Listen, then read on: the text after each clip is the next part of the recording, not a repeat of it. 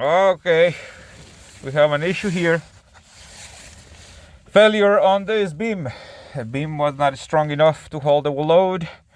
It's doing well, but it couldn't hold it, so I'm gonna have to reorganize this and work from another side. So it's gonna take me a while to figure this one out, but what we're gonna do. We have a complete renovation of this beautiful farmhouse. Inside, outside, plumbing, electricity, foundation, bathrooms and kitchen. So it's going to be a beautiful and exciting project, and I want you to come with me and take a look at it. A 4x6 beam was not strong enough. We're going to go ahead and change that one for a 6x6 and see what happens. Okay, we have an issue here. Failure on this beam. The beam was not strong enough to hold the load. It's doing well, but it couldn't hold it, so I'm gonna have to reorganize this and work from another side. So it's gonna take me a while to figure this one out, but what we're gonna do, let's bring that bigger beam. I have to go and buy it and work on it. All right, now that I guess got out of the place without much success, we're gonna change the game a little bit. I'm gonna use this 6x6 by 12. So I better find something that is nice and sturdy and strong without any cracks. This is the one that I'm gonna use. So I'm gonna take this, and I also have some more cinder block, like a regular cinder block, and I have these 4-inch ones, this 2-inch ones, 2 1/4, 3 1/2, 7 1/4, 7 1/2, I guess. But we're gonna have something a little stronger, bigger. The challenge now is gonna be to place this under the house, because as you notice, when I was using the regular one that was there already, it cracked. So we need more strength, and I'm gonna go ahead and place it under the entire main beam instead of the one that was there already. I'm gonna use a little more, I guess I'm gonna be a little more strategic and place it right there. So let's continue, see what's gonna happen. All right, second try over here. That 4x6 didn't work. It broke over there at the end. So I got a 6x6, and also I took the ventilation, the return line out, because it was on my way. I think I'm gonna be able to have better access right now. Through this side, I'm gonna put the 6x6. And I have more piers, more everything over here, so I can work in a more secure way. I brought more lighting too, so I have more blocks, more full blocks, 2x8s over here, by 15 1/2, so it could be right on top of this, pressure treated, and more covers and stuff. So better prepare now. Hopefully it will be a piece of cake. Yeah, right. All right, let's stop for a second, because I was able to put the entire beam all the way through 12 feet all the way through here, holding some of this the beam right now, and the majority inside there. It's like a 5 1/2 by 5 1/2, right? This entire beam. So I have like about 1.5 inches on this side, and the rest to support the main beam. That is the one that is compromised. So little by little, with the two 20-ton jacks, I'm gonna start lifting this up, putting some support, and then I'm gonna split the support in like 4 pieces, so I can have a lot of strength on the entire thing, so it won't bend or collapse, because a lot of pressure that is gonna hold. This is what's gonna help me to work on top of the house very well, so I won't have cracks or sagginess over there on the walls. Let me show you a glimpse over here of the process. So I started with, I'm gonna point with this support over here.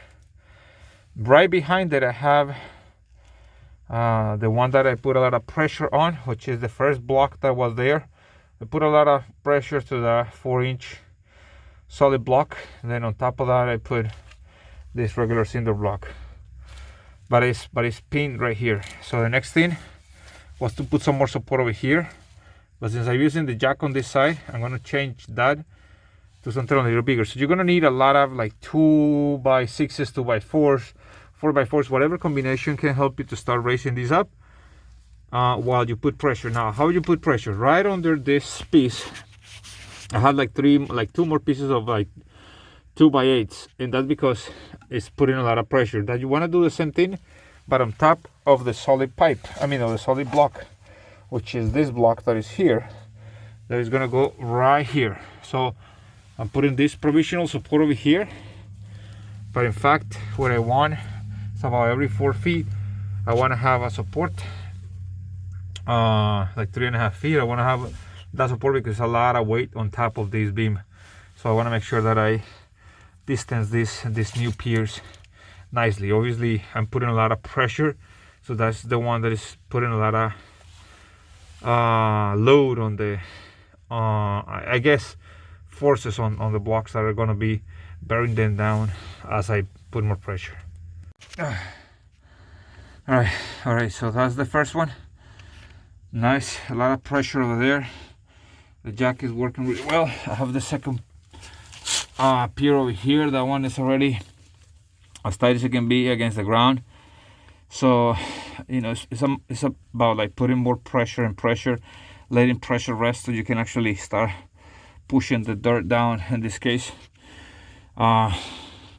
See if you can, you know, work with that. Obviously, be careful with the wiring and all the stuff have to be placed under the main beam. Obviously, you don't want to pin that thing down. So let's continue with the let's say the second one.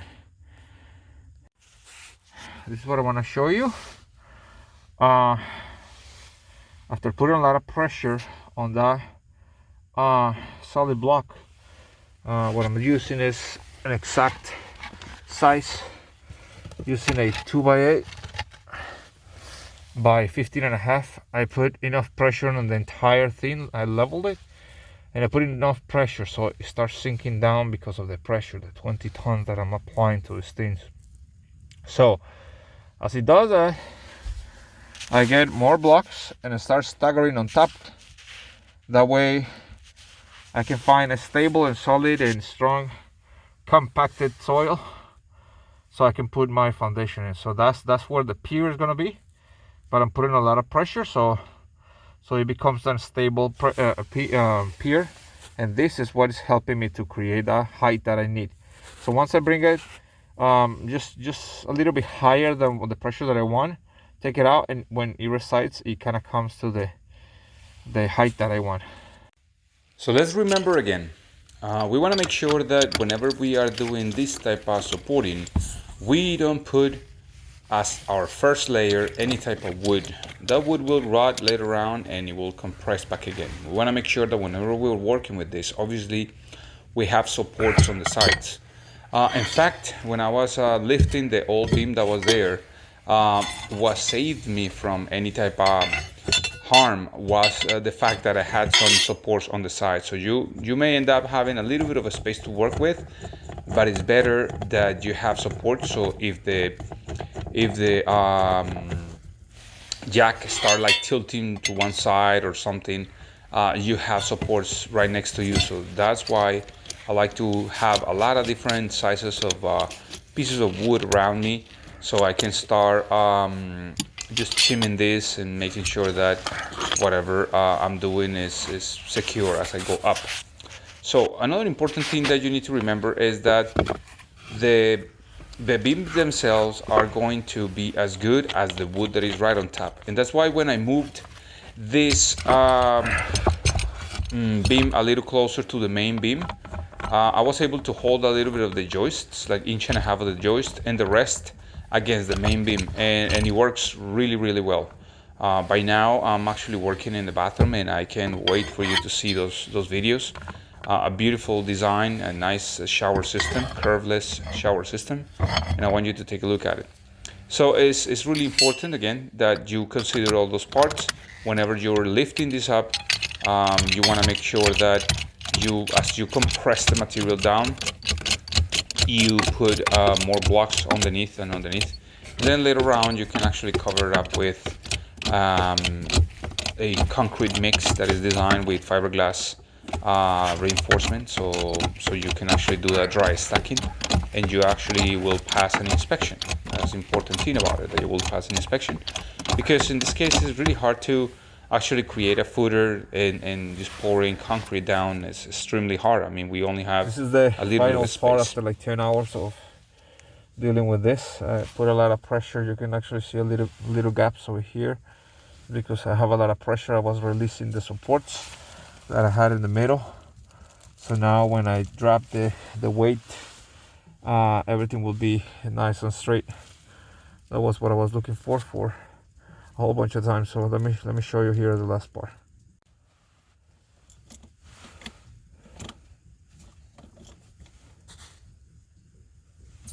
I'm glad that you made it to the end of the video, and this is how you're supposed to lift a lot of these structures when you have small spaces. Please subscribe, share, and like. Thank you.